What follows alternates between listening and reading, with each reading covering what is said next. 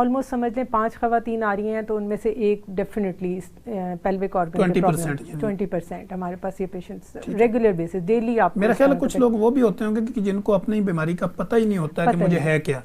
وہ ڈاکٹر ہی اس کو ڈیسائیڈ کرتا ہے کہ شاید اس کو پیلوک کا کوئی ایریا ہے یا نہیں ہے, یا وہ ایبڈومینل پین شو کر رہا ہے. پین کے ساتھ پریزنٹ کر رہے ہوتے ہیں, جب ہم ان کو انویسٹیگیٹ کرتے ہیں سب سے پہلے تو آپ ایگزامینیشن کرتے ہیں تو اسی پہ آپ کو پتہ چل جاتا ہے کہ کوئی پیلوک میس ہے تو وہ پک ہو جاتا ہے. پھر آپ اس کو فردر الٹرا ساؤنڈ یا کوئی اور ٹیسٹ اگر آپ کروانا چاہتے ہیں اکارڈنگ ٹو دا کاز, اس طرح سے پھر آپ انویسٹیگیٹ کرتے ہیں تو ڈائگنوسس کنفرم ہو جاتا ہے. سی ٹی اسکین کراتے ہیں, ایم آر آئی کراتے ہیں, کیونکہ اولڈ ایج اگر ہو جاتی ہے اور پھر پیشنٹ میس کے ساتھ پریزنٹ کرتے ہیں تو کینسر کے پیشنٹس بھی اس طرح سے پریزنٹ کرتے ہیں. اوویرین کینسر بھی ہو سکتا ہے,